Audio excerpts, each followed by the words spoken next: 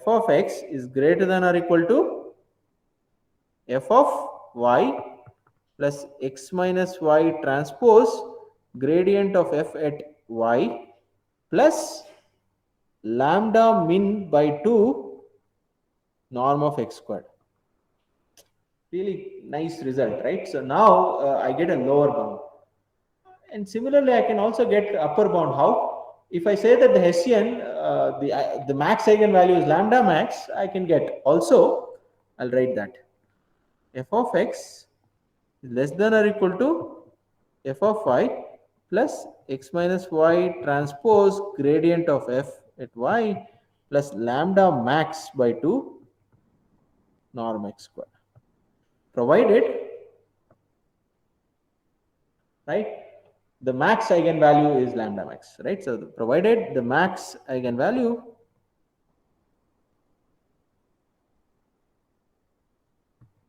of h is lambda max for all points in the domain of x. Okay, sorry, domain of f. Okay, so keep these inequalities in mind. Okay, so it's quite useful when we look at what is called convex functions or concave functions. It'll be very, very useful. Okay, so any questions? I'll pause for a minute and then any questions so far? Linear algebra is quite useful even here, right? So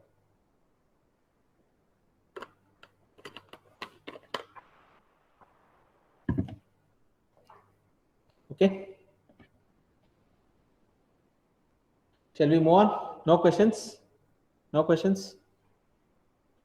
Okay. I think this much of calculus is good enough for now.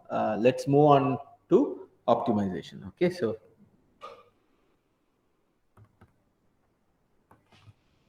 a general optimization problem looks like this. Okay, so you have let f be some function from Rn to R, gi be some function from Rn to R.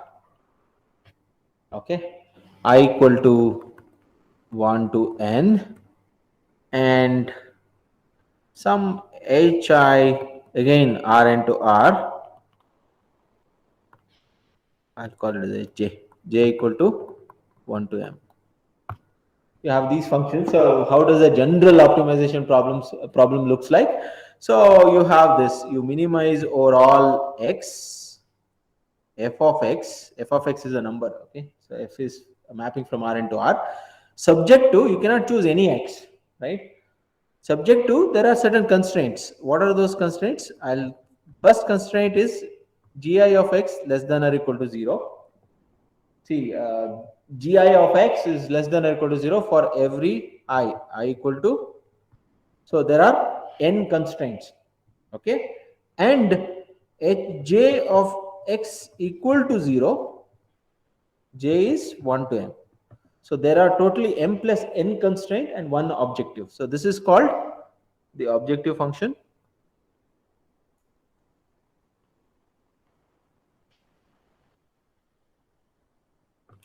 Okay, these are called constraints set. These are called constraints. Okay, these are called constraints. Right? This is very too general, right? So many of the optimization problems that you will end up solving will have one or at most two constraints and one objective. Okay, but there are problems wherein you will have many more constraints, but mostly it will be 2, 3, whatever. Okay, so now let's look at a few things.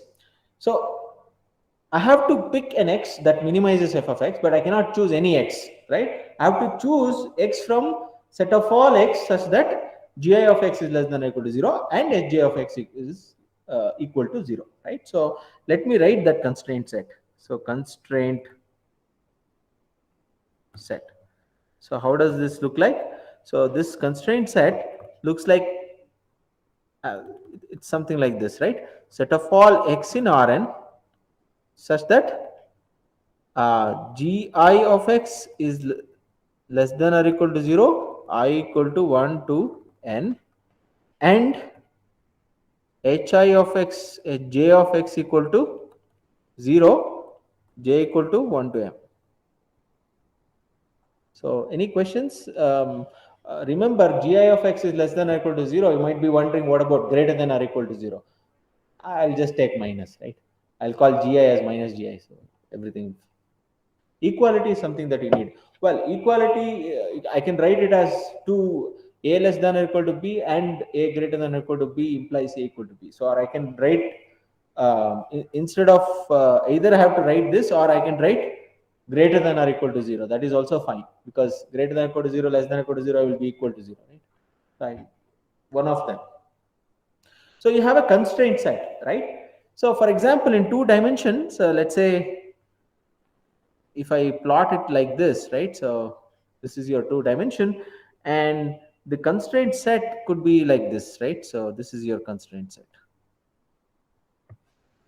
right?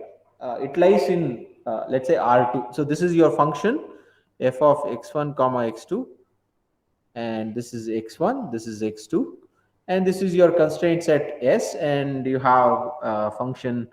I don't know how to write, but I'll try my best.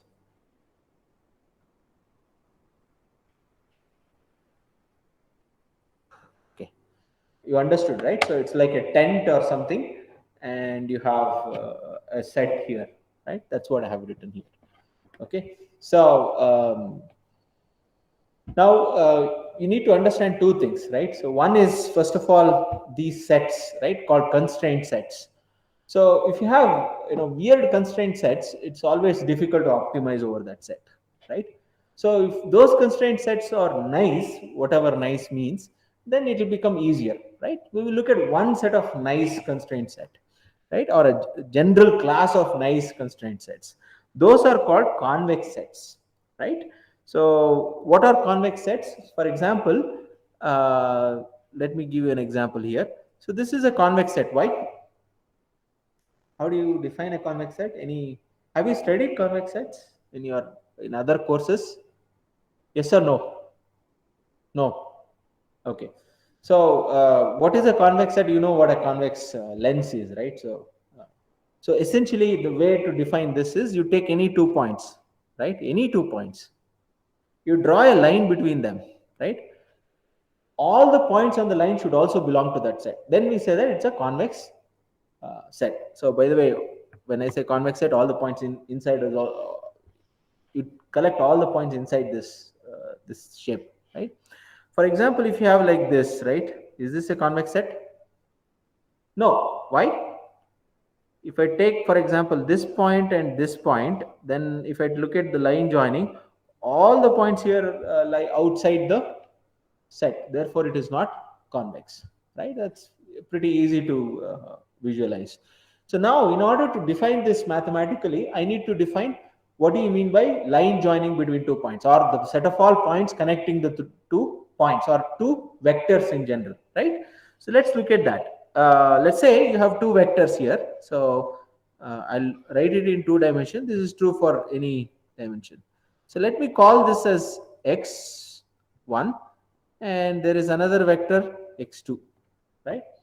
I want to define all the points joining these 2 vectors, right? X1, or points x1 and x2, right? That means,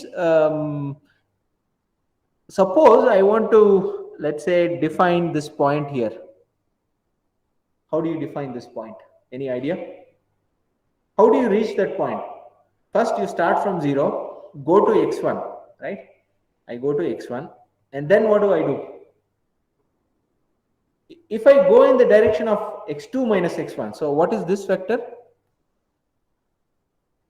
This is x2 minus x1, right?